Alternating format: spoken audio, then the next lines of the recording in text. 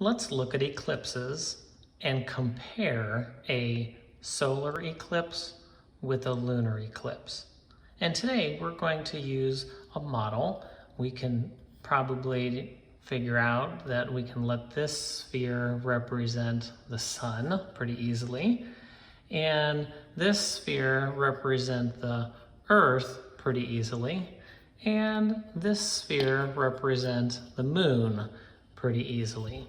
Now these are very clear to distinguish which sphere is which sphere, right? But sometimes we use models that are different, that aren't so easily distinguishable. And so today we're going to use some other models to represent the Sun, Earth, Moon system, or the SEM system. In a solar eclipse, we have the SEM system. And so we're going to let this sphere represent the sun, this gray sphere represent the moon, and this white sphere represent the earth.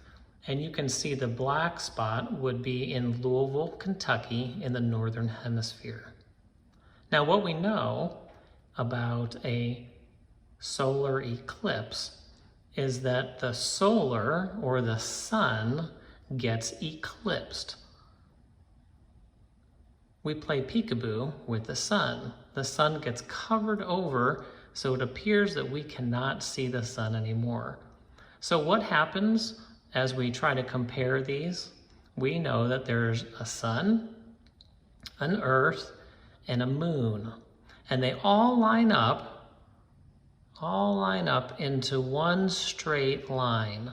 It wouldn't be an eclipse if they're not in one straight line.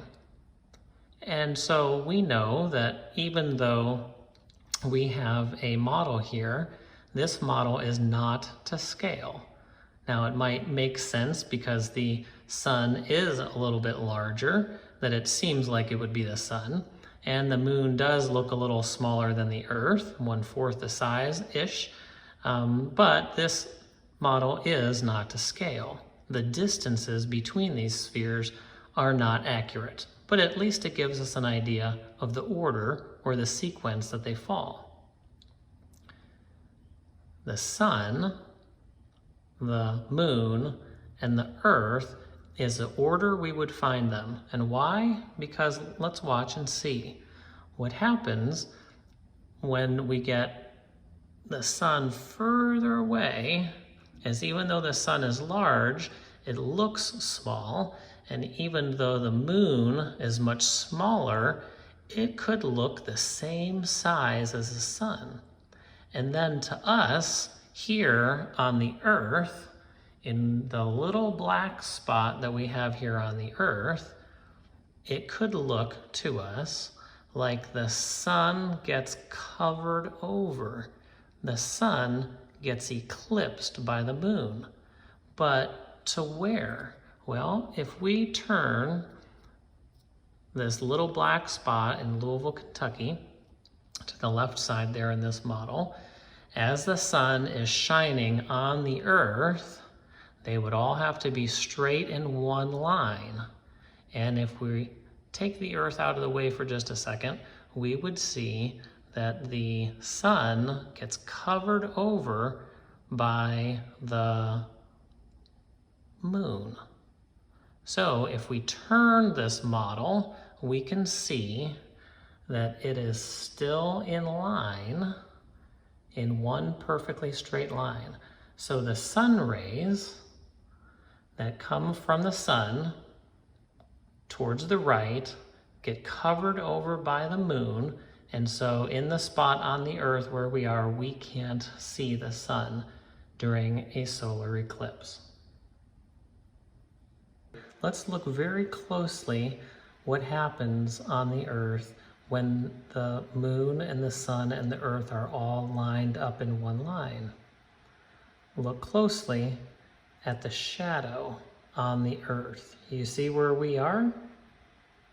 At the black flag on the earth, and right now you see the shadow over top of the earth. Why?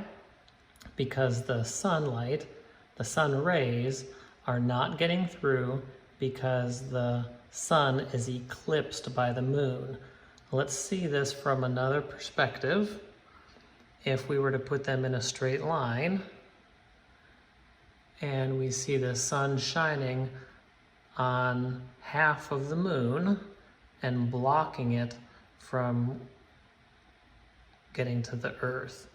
And let's see it one more time and see where that shadow goes when the moon is lined up directly in line with the sun and the earth.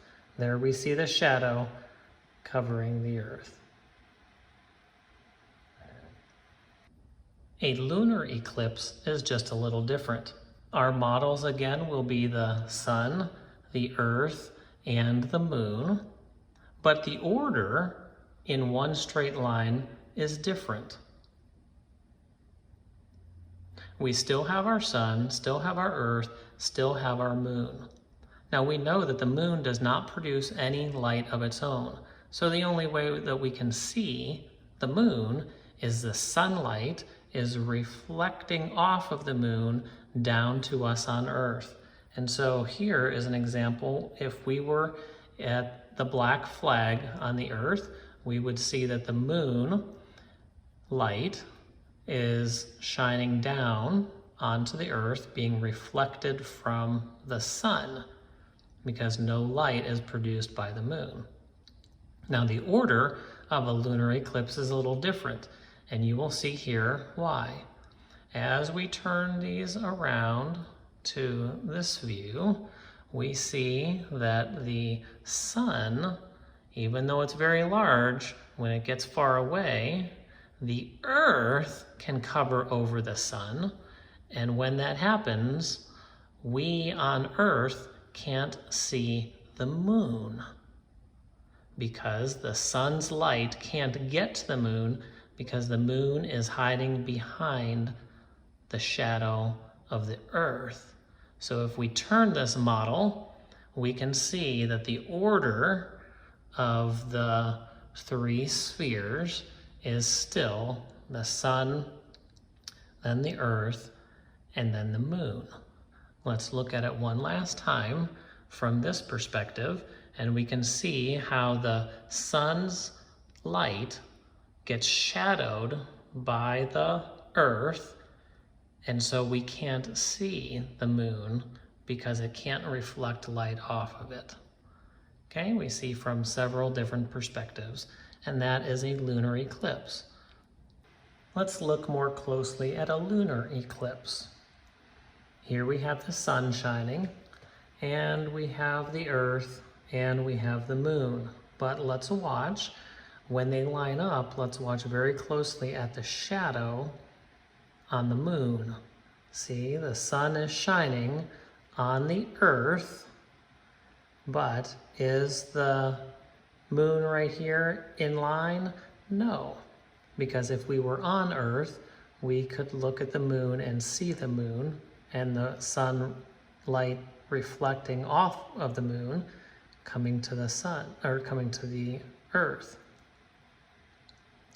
But when the moon is directly in line with the sun and the earth, then the shadow of the earth covers over the moon, and now you see the moon is no longer lit up. Now it's not in line. Now it's directly in line. Now let's look at it from a different perspective. They're all in line, sun, earth, then moon. And let's see if we can't find where the moon is directly in line. There it is. The moon and the earth and the sun are directly in line with each other, and the shadow of the earth is covering over the moon. This is a lunar eclipse or a moon eclipse. So we have a lunar eclipse, and then we also have a solar eclipse. What is the order of a solar eclipse? What is the order of a lunar eclipse. Make sure you can say all three spheres or all three space bodies in the order for both eclipses.